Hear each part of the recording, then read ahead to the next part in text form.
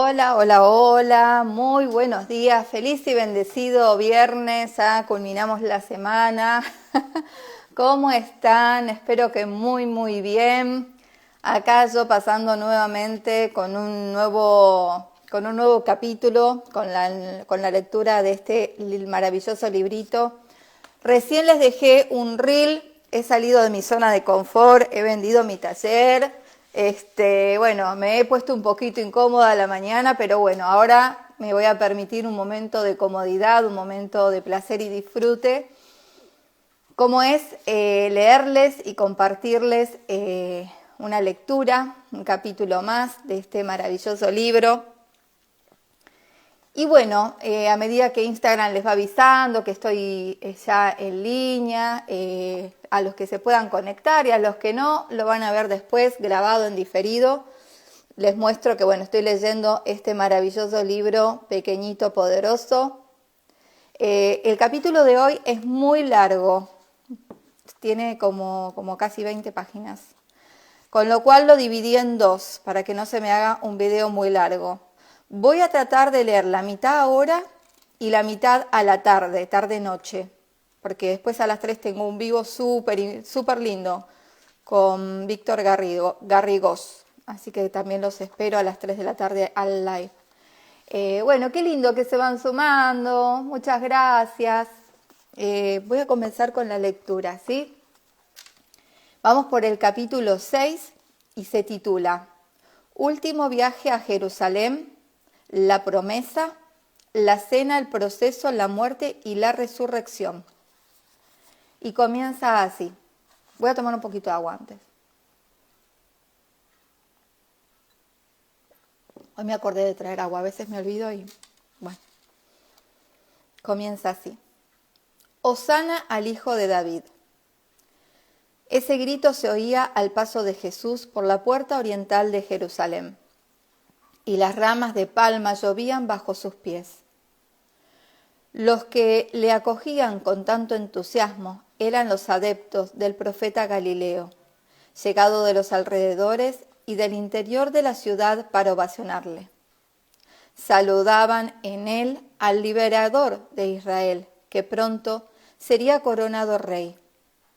Los 12 apóstoles que le acompañaban compartían aún esa ilusión obstinada, a pesar de las predicciones formales de Jesús.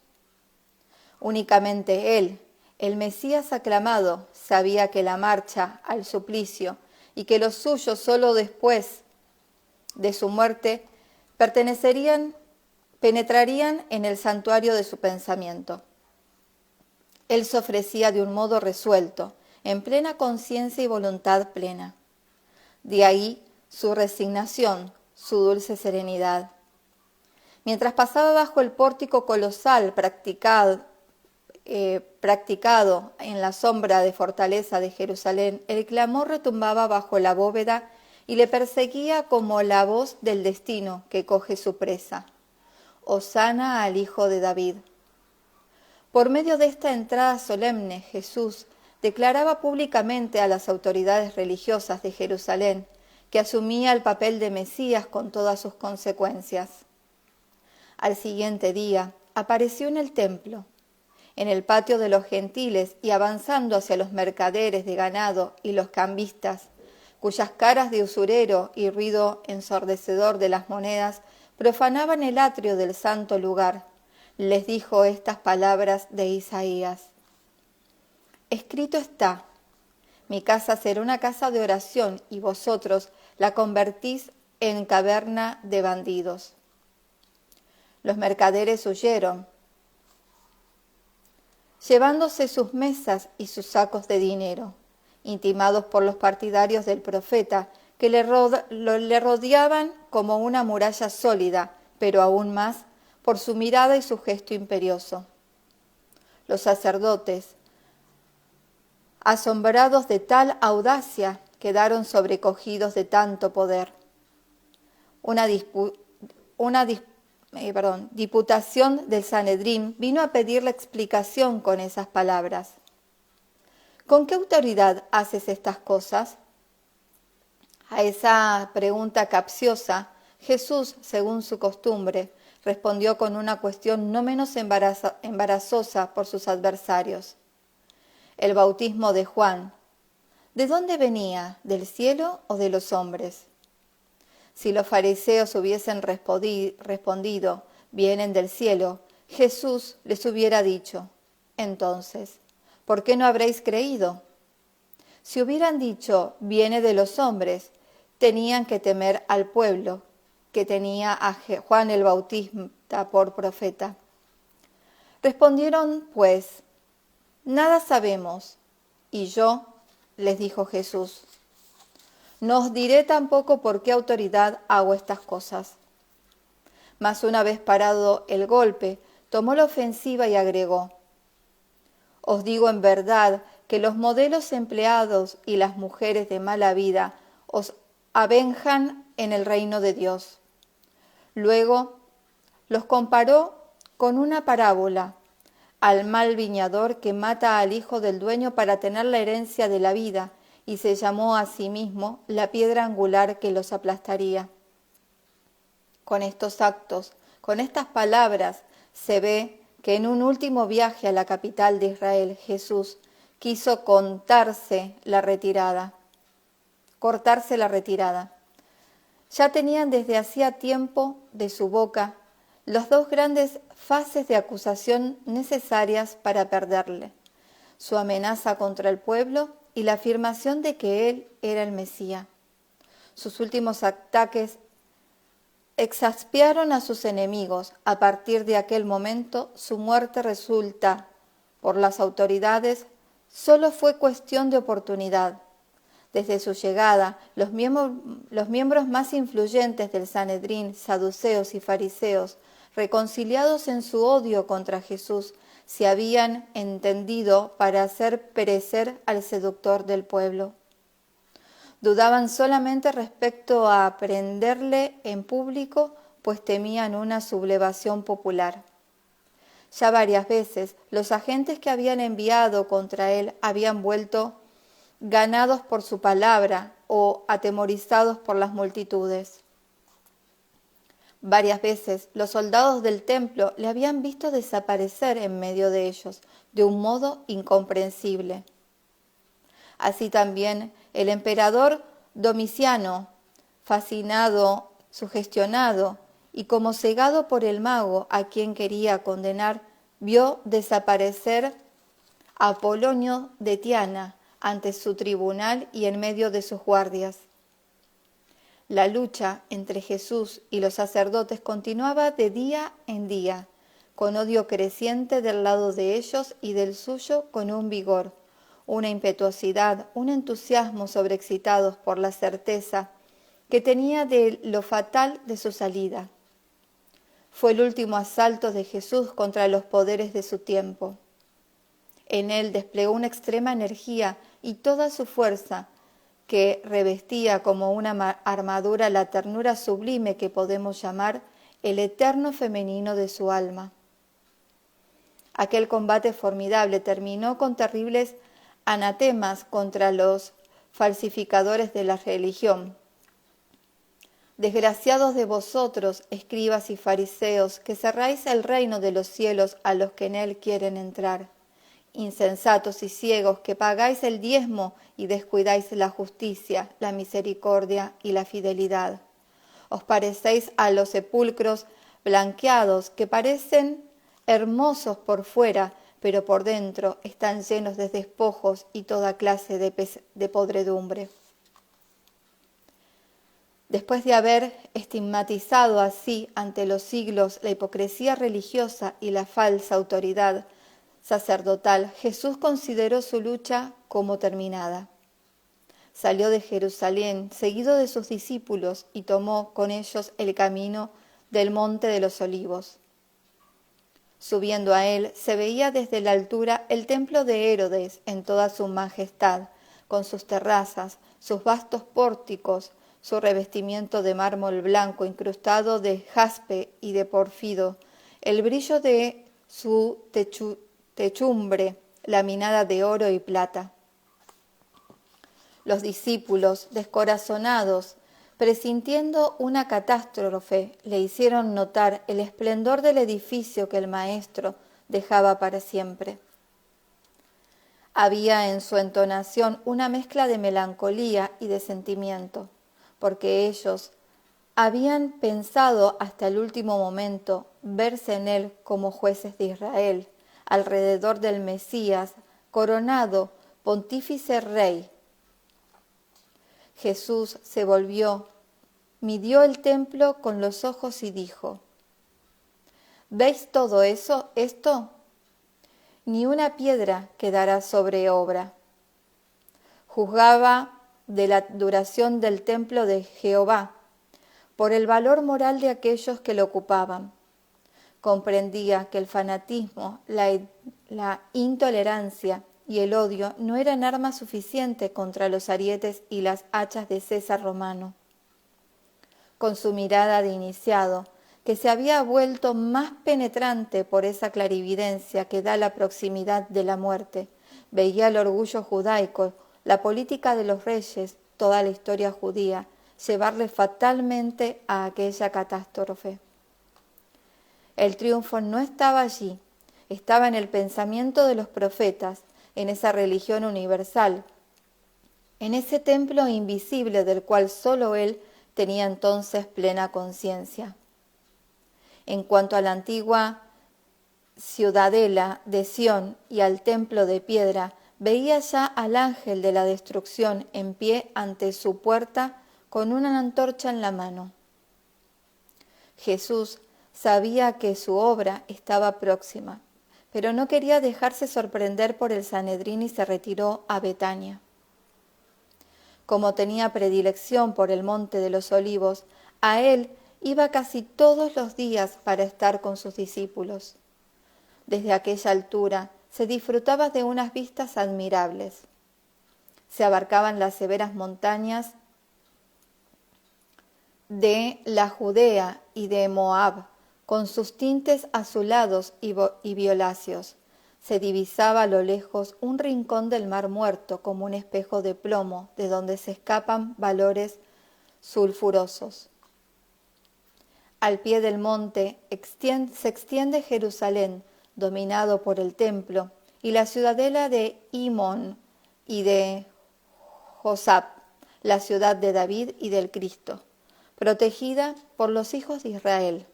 Surge imponente de aquellos valles sombríos.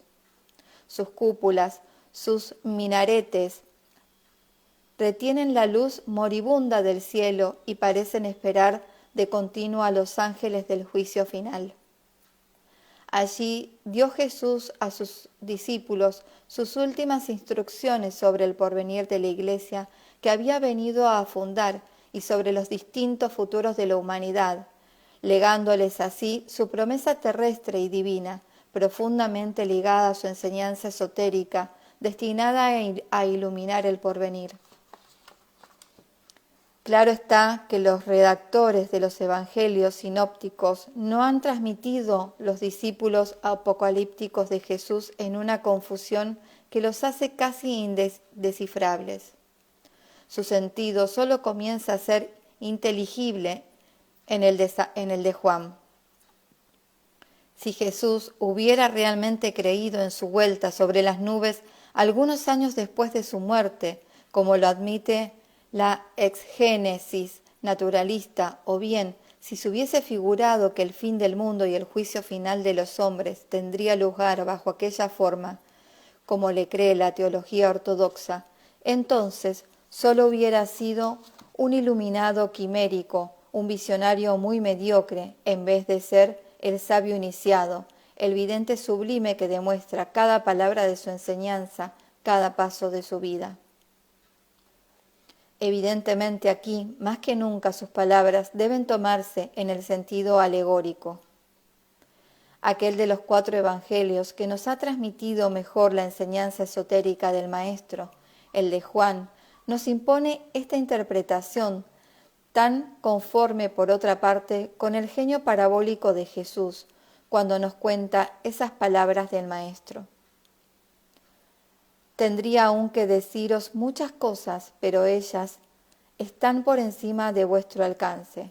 Os he dicho esas cosas por medio de semejanzas, pero el tiempo viene en que nos hablaré ya por medio de estos rodeos, sino os hablaré abiertamente de mi Padre. La promesa solemne de Jesús a los apóstoles se refiere a 4 objetos, 4 esferas crecientes de la vida planetaria y cósmica: la vida psíquica individual, la vida nacional de Israel, la evolución y el fin terrestre de la humanidad, su evolución y su fin divinos. Examinemos uno a uno estos 4 objetos de la promesa, esas 4 esferas de donde irradia el pensamiento del Cristo antes de su martirio, como un sol poniente que llena de su gloria toda la atmósfera terrestre hasta el cenit, antes de lucir en otros mundos. 1. El primer juicio significa el destino ulterior del alma después de la muerte, el cual es determinado por su naturaleza íntima y por los actos de su vida. Más arriba he expuesto esa doctrina a propósito de la conversación de Jesús con Nicodemus. En el Monte de los Olivos dijo sobre esto a sus apóstoles: Vigilaos a vosotros mismos, tened cuidado, que vuestros corazones no se apesadumbren por las concupiscencia y ese día os sorprenda. Y también, estad preparados, pues el Hijo del Hombre vendrá a la hora que menos pensáis. 2. La destrucción del templo y el fin de Israel. Una nación se elevará contra otro. Seréis entregados a los gobernantes para ser atormentados. Os digo en verdad que esta generación no pasará sin que todas esas cosas lleguen. 3.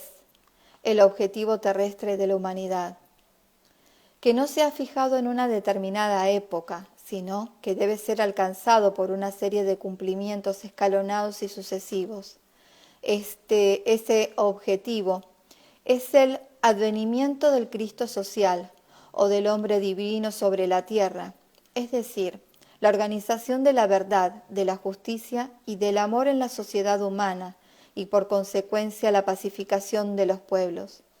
Isaías había ya predicho esta época remota en una visión magnífica que comienza por estas palabras: Por mí, viendo sus obras y sus pensamientos, vengo para reunir todas las naciones y todas las lenguas. Ellas vendrán y verán mi gloria, y pondré mi signo entre ellas. Jesús, completando esta profecía, explica a sus discípulos cuál será ese signo. Será la revelación completa de los misterios o el advenimiento del Espíritu Santo, que él llama el Consolador o el Espíritu de la verdad, que os conducirá en toda verdad. Y rogaré a mi Padre, que os dará otro Consolador, para que eternamente viva entre vosotros, a saber, el Espíritu de verdad, que el mundo no puede recibir porque no lo ve, pero vosotros lo conocéis ya porque habita en vosotros y estará con nosotros. Los apóstoles tuvieron esa revelación por anticipado. La humanidad la tendrá más tarde en la serie de los tiempos, pero cada vez que ella tiene lugar en una conciencia o en un grupo humano, les traspasa de parte a parte y hasta el fondo.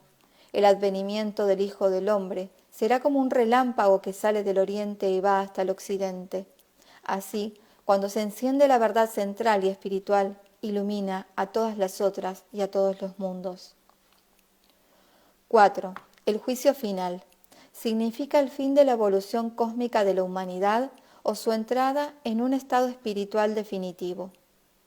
Esto es lo que el esoterismo persa había llamado la victoria de Hormuz sobre Ahriman o del espíritu sobre la materia. El esoterismo indo lo llama la reabsorción completa de la materia por el espíritu o el fin de un día de Brahma. Después de millares y millones de siglos debe llegar una época en que, a través de la serie de encarnaciones y reencarnaciones, nacimientos y renacimientos, los individuos de una humanidad entren definitivamente en el estado espiritual o bien queden aniquilados como almas conscientes por el mal, es decir, por sus propias pasiones que simbolizan el fuego de la gehenna y el rechinar de los dientes. Entonces, el siglo del Hijo del Hombre aparecerá en el cielo. El Hijo del Hombre vendrá sobre la nube, enviará a sus ángeles con un gran dominio de trompetas y reunirá a sus elegidos de los cuatro vientos. El Hijo del Hombre, término genérico, significa aquí la humanidad en sus representantes perfectos, es decir, el pequeño número de aquellos que se han elevado al rango de hijos de Dios. Su signo es el Cordero y la cruz, es decir, el amor y la vida eterna. La nube es la imagen de los misterios vueltos traslúcidos, así como la materia sutil transfigurada por el Espíritu, sustancia fluida que ya no es un velo espeso y oscuro, sino un vestido del alma ligero y transparente. No ya un obstáculo grosero, sino una expresión de la verdad, ya no una apariencia engañosa, sino la verdad espiritual misma, el mundo interior instantánea y directamente manifestado. Los ángeles que reúnen a los elegidos son los espíritus glorificados, salidos de la misma humanidad. La trompeta que tocan simboliza el verbo vidente del espíritu, que muestra a las almas tales como ellas son y destruye todas las apariencias engañosas de la materia. Sintiéndose Jesús en vísperas de muerte, abrió y desarrolló así ante los apóstoles asombrados las altas perspectivas que, desde los tiempos antiguos, habían formado parte de la doctrina de los misterios, pero a las que cada fundador religioso siempre ha dado una forma y un color personales. Para grabar aquellas verdades en su espíritu, para facilitar su propagación, las resumió en aquellas imágenes de audacia extrema y energía incisiva. La imagen reveladora, el símbolo parlante, era el idioma universal de los iniciados antiguos. Este idioma posee una virtud comunicativa, una fuerza de concentración y duración que falta al término abstracto.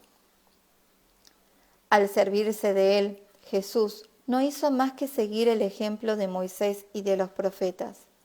Sabía que la idea no sería comprendida al pronto y quería imprimirla con caracteres flamígeros en el alma cándida de los suyos, dejando a los siglos el cuidado y la misión de generar los poderes contenidos en su palabra. Jesús se siente unificado con todos los profetas de la tierra que le habían precedido, como él portavoces de vida y del Verbo eternos. En tal sentimiento de unidad y de solidaridad con la verdad inmutable, ante aquellos horizontes sin límites de una radiación sideral, que sólo se ven desde el cenit de las causas primeras, osó decir a sus discípulos estas altivas palabras: el cielo y la tierra pasarán, pero mis palabras no.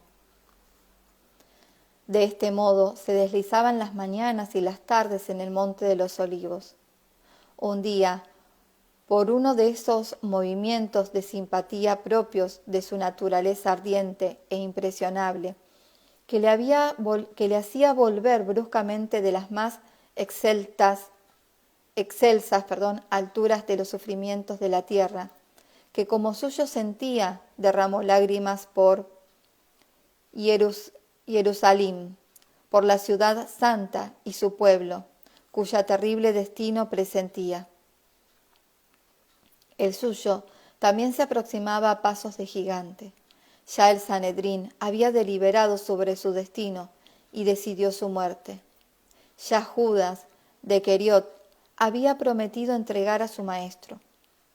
Lo que determinó aquella negra traición no fue avaricia sórdica, sino la ambición y el amor propio herido.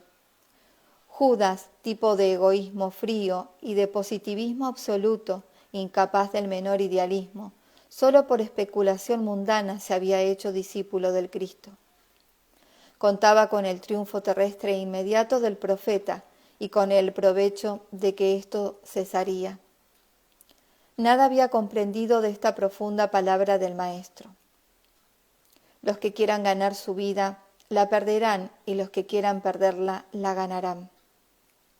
Jesús, en su claridad sin límites, le había admitido en el número de sus discípulos con la esperanza de cambiar su naturaleza. Cuando Judas vio que las cosas iban mal, que Jesús estaba perdido, sus discípulos comprometidos, frustradas todas sus esperanzas personales, su decepción se convirtió en rabia. El desgraciado denunció a aquel que, a sus ojos, era un falso Mesías y por el cual se creía engañado. Con su penetrante mirada, Jesús había adivinado lo que pasaba en el infiel apóstol. Decidió no evitar más el destino, cuya intrincable red se cerraba cada día más a su alrededor. Estaban en vísperas de Pascuas y ordenó a sus discípulos que preparasen la comida en la ciudad, en casa de un amigo. Presentía que sería la última y quería darle una solemnidad excepcional. Hemos llegado al último acto del drama del mesiánico. Era necesario alcanzar en su fuente el alma y la obra de Jesús, iluminar interiormente los dos primeros actos de su vida, su iniciación y su carrera pública. El drama interior de su conciencia en ellos se ha desarrollado. El acto último de su vida o el drama de la pasión es la consecuencia lógica de los dos precedentes. Conocido de todos, se explica por sí solo, porque lo propio de lo sublime es ser a la vez sencillo, inmenso y claro. El drama de la pasión ha contribuido de un modo poderoso a formar el cristianismo. Ha arrancado lágrimas a todos los hombres que tenían corazón y ha convertido a millones de almas. En todas esas escenas, los evangelios presentan una belleza incomparable. Juan mismo desciende de sus alturas. Su narración circunstanciada adquiere aquí la verdad punzante de un testigo ocular. Cada uno puede hacer revivir en sí mismo el drama divino. Nadie puede corregirlo.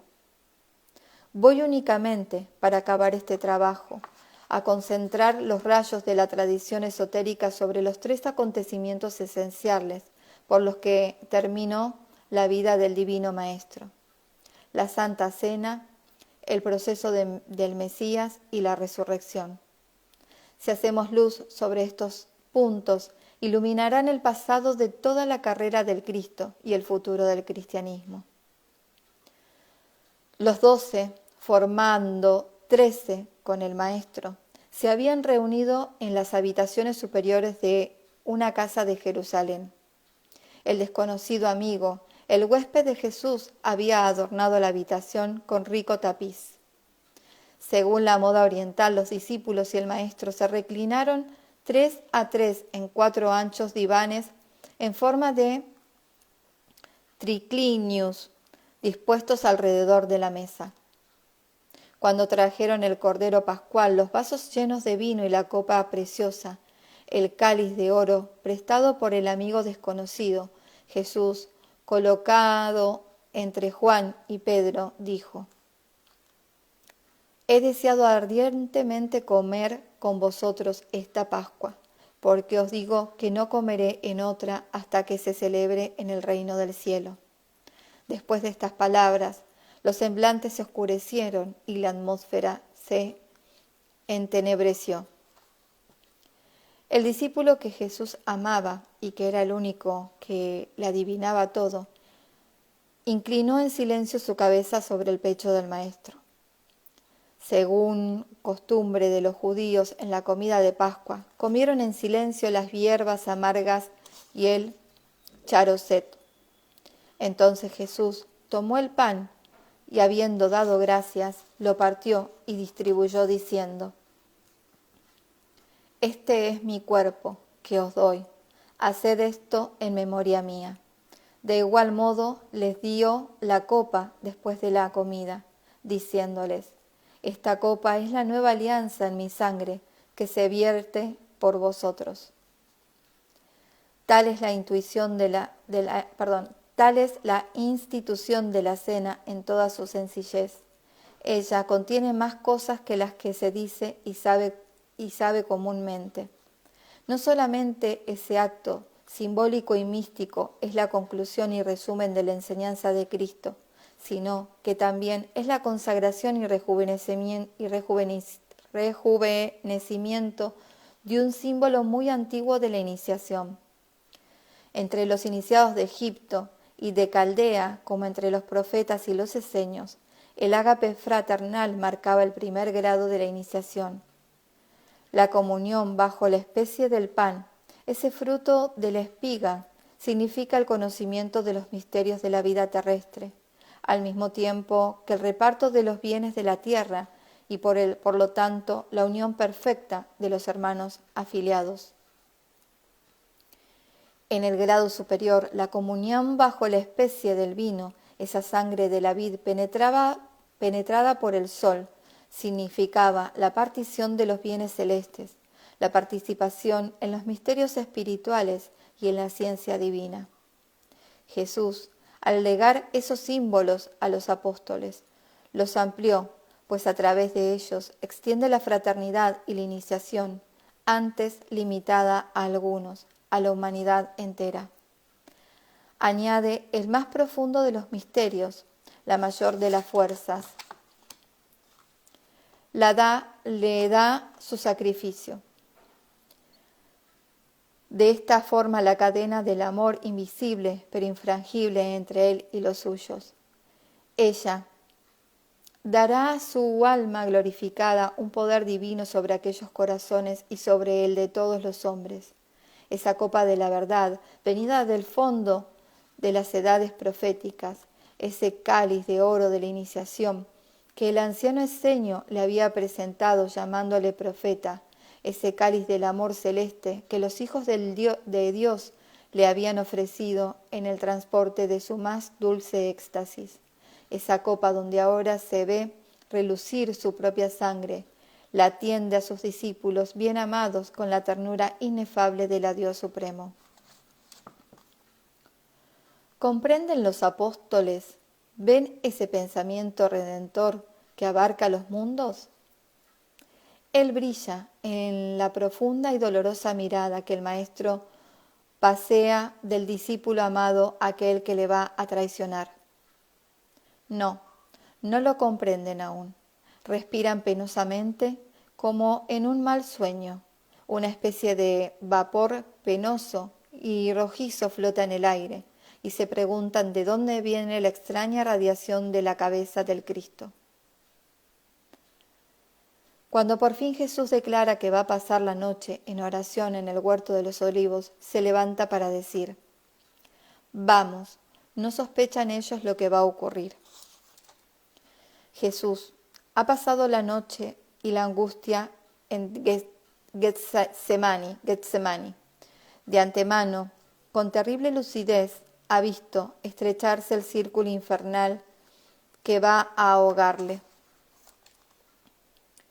En el terror de esta situación, en la horrible espera, en el momento de ser cogido por sus enemigos, tembló. Por un instante, su alma retrocede ante las torturas que le aguardan. Un sudor de sangre gotea de su frente. Luego, la oración le conforta. Rumores de voces confusas, luces de antorcha, bajo los sombríos olivos, ruidos de armas, es la tropa de los soldados de Sanedrín. Judas, que les conduce, besa a su maestro para que reconozcan al profeta. Jesús le devuelve su beso con inefable piedad y le dice: amigo, ¿a qué has venido? El efecto de esta dulzura, de aquel beso fraternal dado en cambio de la más baja traición,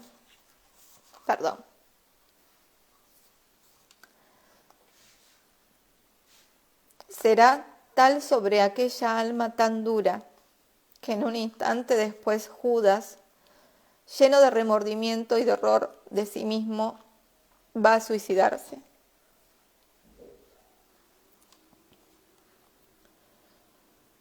Con sus rudas manos los soldados cogen al rabí Galileo. Los discípulos, atemorizados, huyen tras una corta resistencia, como un puñado,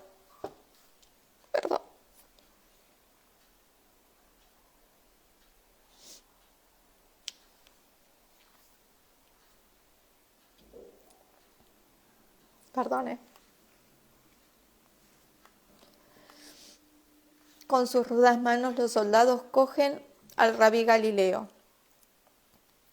Los discípulos, atemorizados, huyen tras una corta resistencia, como un puñado de juncos dispersos por el viento.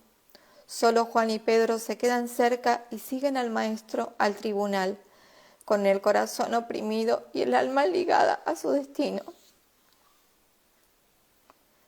Pero Jesús se halla en perfecta calma. A partir de aquel momento, ni una protesta ni una queja salen de su boca. El Sanedrín se ha reunido apresuradamente en sesión plena. A medianoche Jesús comparece ante él, porque el tribunal quiere terminar pronto con el peligroso profeta. Los sacrificadores, los sacerdotes vestidos con túnicas de púrpura, amarillas, moradas, cubiertas con sus turbantes, están solemnemente sentados en media luna. En medio de ellos, sobre un sitio más elevado, se halla Caifás, el gran pontífice, tocado con la migab. A cada extremo del semicírculo, sobre dos pequeñas tribunas coronadas por una mesa, se hallan los dos escribanos, uno para la condena, otro para la libertad. Advocatus diaboli, advocatus Dei.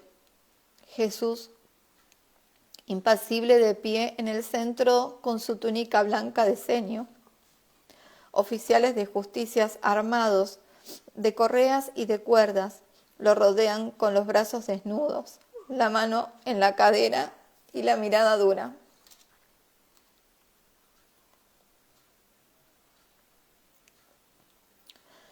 Todos son testigos de cargo, ni un solo defensor.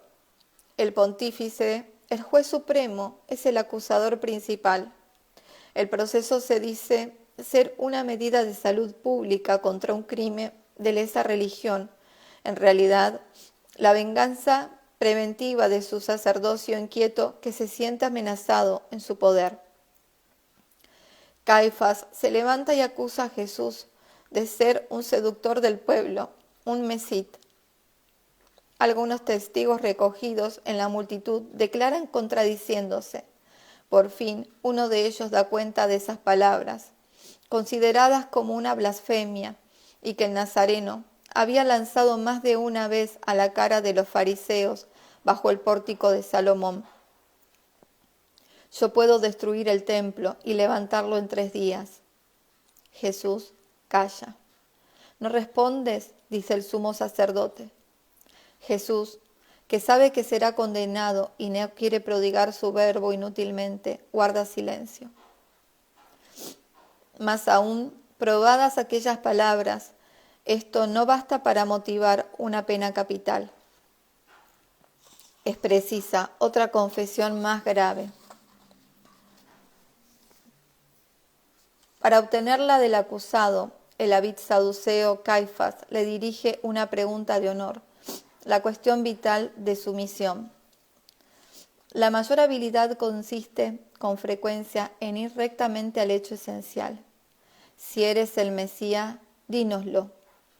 Jesús responde al pronto de un modo evasivo, prueba que se da cuenta de la estratagema. Si os lo digo, no me creeréis, y si os lo pregunto, no responderéis. No habiendo logrado Caifás lo que se proponía con su pregunta capciosa de juez de instrucción, usa de su derecho de gran pontífice y dice con solemnidad: yo te conjuro, por el Dios vivo, a que nos digas si eres el Mesías, el Hijo de Dios. Interpelado así, reducido a decidirse a afirmar su misión ante el más elevado representante de la religión de Israel, Jesús no duda ya y responde tranquilamente: tú lo has dicho, pero en verdad os digo que desde ahora veréis al Hijo de Dios sentado a la diestra de la fuerza y venir sobre las nubes del cielo. Al expresarse así, en el lenguaje profético de Daniel y del libro de Enoc, el iniciado Eseño y Yeshua, ya no habla de Caifás como individuo. Sabe que el saduceo agnóstico es incapaz de comprenderle. Habla al soberano pontífice de Jehová, a través de él a todos los pontífices futuros, a todos los sacerdotes de la tierra, y les dice: después de mi misión sellada por mi muerte, el reino de la ley religiosa, sin explicación, ha terminado en principio y de hecho. Los misterios serán revelados y el hombre verá lo divino a través de lo humano. Las religiones y los cultos que no sepan demostrarse y vivificarse uno por lo otro quedarán sin autoridad alguna. He aquí, según el esoterismo de los profetas y de los eseños, el sentido de la respuesta de Jesús al sumo sacerdote de Jerusalén, que contiene el testamento intelectual y científico del Cristo a las autoridades religiosas de la tierra, como la institución de la cena contiene su testamento de amor y de iniciación a los apóstoles y a los hombres. Sobre la cabeza de Caifás, Jesús ha hablado al mundo, pero el saduceo, que ha obtenido lo que quería, no le escucha ya. Desgarrando su túnica de fino hilo, exclama: has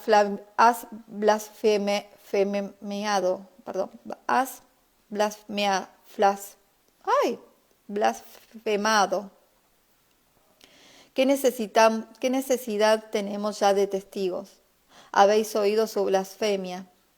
¿Qué os parece? Un murmuro unánime y lúgubre del Sanedrín responde: ha merecido la muerte. Enseguida, la injuria vil y brutal de los inferiores responden a la condena del tribunal. Los agentes lo escupen, lo golpean en la cara y le gritan: profeta, adivina quién te dio. Bajo este desbordamiento de bajo y feroz odio, el sublime y pálido rostro del gran mártir vuelve a adquirir su inmovilidad mormórea y visionaria. Se dice, hay estatuas que lloran, también hay dolores sin lágrimas y oraciones mudas de víctimas que aterrorizan a los verdugos y los persiguen por el resto de su vida. Mas no todo ha terminado. El Sanedrín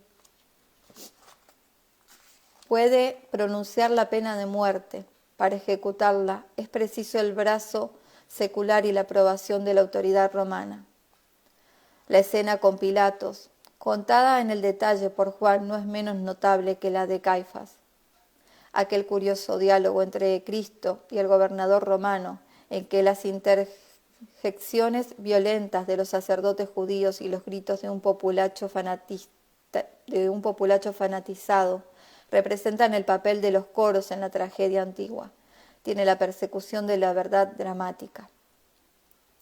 Pónese al descubrimiento el alma de los personajes, mostrándose el choque de las tres potencias en juego: el cesarismo romano, el judaísmo estrecho y la religión universal del espíritu representada por el Cristo.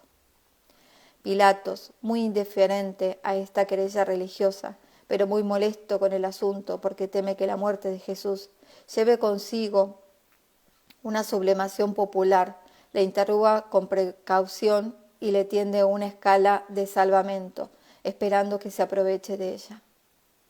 ¿Eres tú el rey de los judíos? Mi reino no es de este mundo. ¿Eres tú pues rey? Sí, he nacido para eso y he venido al mundo para dar testimonio de la verdad. Pilatos no comprende mejor esta afirmación del reino de Jesús que Caifás ha comprendido su testamento religioso. ¿Qué es la verdad?, dice, escogiendo los hombros, y esta respuesta del caballero romano escéptico revela el estado del alma de la sociedad pagana de entonces, como de toda sociedad decadente.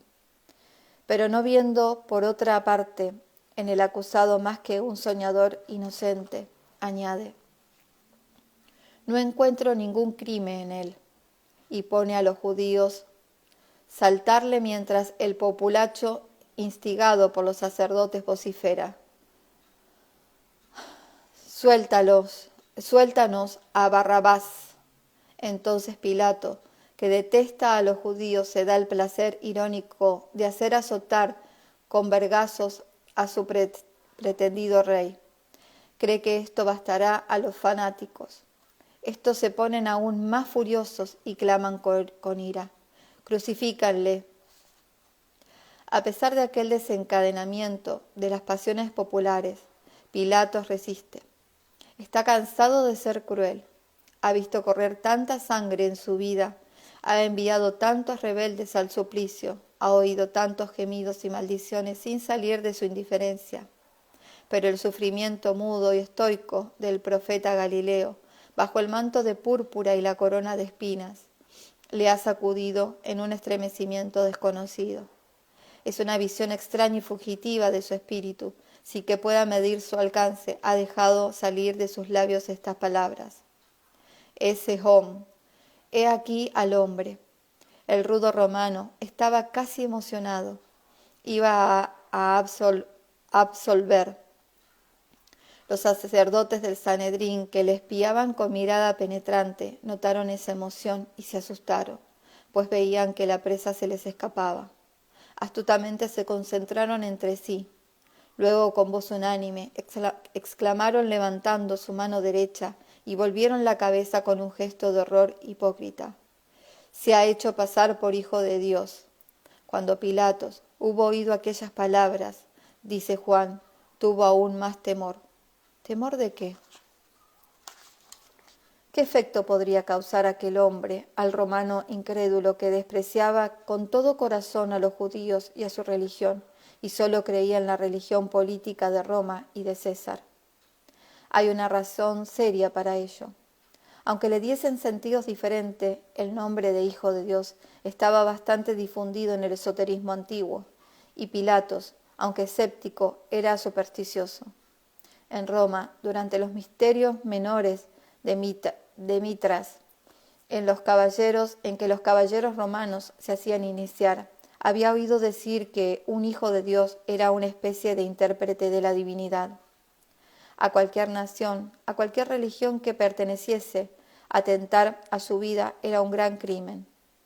Pilato apenas creía en aquellos ensueños persas, pero el nombre le inquietaba a pesar de todo y aumentaba su perplejidad. Viendo esto, los judíos lanzaban al procónsul la acusación suprema: si das la libertad a este hombre, no eres amigo del César, porque quien se hace rey se declara contra el César. Nosotros no tenemos otro rey que el César. Aumento irresistible. Negar a Dios es poco, matar nada es. Pero conspirar contra César es el crimen de los crímenes. Pilato se ve obligado a rendirse y a pronunciar la sentencia. Así, al final de su carrera pública, Jesús se encuentra frente al dueño del mundo, a quien ha combatido indirectamente como oculto adversario durante toda su vida. La sombra de César le envía a la cruz. Lógica profunda de las cosas. Los judíos le han entregado, pero el espectro romano le mata extendiendo su mano. Mata su cuerpo, pero él, el Cristo glorificado, quitará para siempre a César la aureola usurpada, la apoteosis divina, aquella infernal blasfemia del poder absoluto. Bueno, voy a dejar acá porque continúa el doble, o sea, tengo la misma cantidad de páginas para leer y ya llevo casi una hora. Y aparte ya, demasiado. Bueno, esto ya lo había escuchado yo por otro libro que cree increíble, ¿no? Que que sea en manos del pueblo judío, pero que quien haya, digamos, de alguna manera dado como el punto final para lo que sucedió, para esa ejecución de Jesús, sean los romanos. ¿Y dónde está el Vaticano? ¿Dónde está el Vaticano?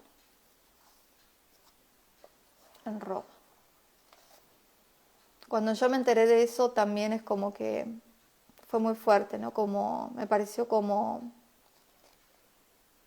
muy perverso todo. Y bueno, nada, lo dejo ahí a criterio de cada uno, a que sigan investigando, a que sigan escuchando otras versiones. Porque es muy fuerte. No solamente en esto, sino en la mayoría de las cosas que creímos que eran verdad, nos lo han contado todo al revés. De hecho, la palabra Roma, si la damos vuelta, es amor. No sé, tuve la posibilidad yo en el 2016 de conocer Roma y conocer el Vaticano, y lejos, obviamente lejos está de lo que Jesús predicaba. Entonces, nada, de a poquito vayamos tomando conciencia de que lo que nos contaron no era la verdad. No sé cuál es exactamente la verdad. Como digo siempre, quédate con lo que te resuena y lo que no, déjalo pasar, pero debemos cada uno empezar a sentir en el corazón cuál es la verdad. Y yo al vincularme con esta información de los esenios y todo este otro lado de la historia, no puedo más que sentir emoción y sentir que esta es la verdad. Entonces, nada. Bueno, seres hermosos, muchas gracias a los que estuvieron acá en el vivo. Perdón por quebrarme, pero en el libro de Ana, la abuela de Jesús, también me lloré todo en ciertos capítulos, pero bueno, no lo puedo evitar y no voy a cortar el vivo por esas lágrimas, porque creo que son genuinas, son auténticas y son parte de esto, ¿no? De la emoción que a veces me trazan ciertas lecturas y que me dejo fluir, así soy yo, no tengo nada que ocultar. Así que bueno, seres bonitos, muchas gracias. Gracias, Pame. Ay, bonita. Bueno, gracias. Recuerden que tienen posibilidad de anotarse al taller que voy a estar dando mañana a las 2 de la tarde, hora argentina. Tienen toda la información en mis historias, así que está todo ahí puesto a la vista para quien quiera sumarse.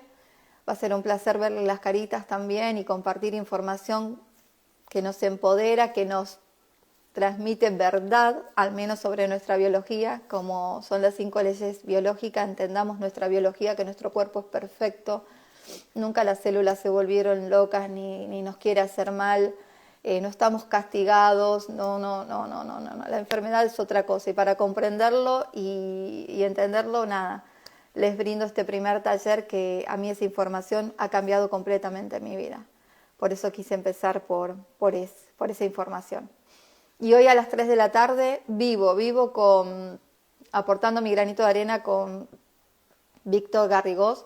Es un ser, no se lo pierdan, véanlo o en vivo o en diferido, pero no se pierdan el live de hoy porque es una preciosura. Les mando un beso enorme, que tengan un feliz y bendecido día y nos vemos a las 3 de la tarde. Chao, chao.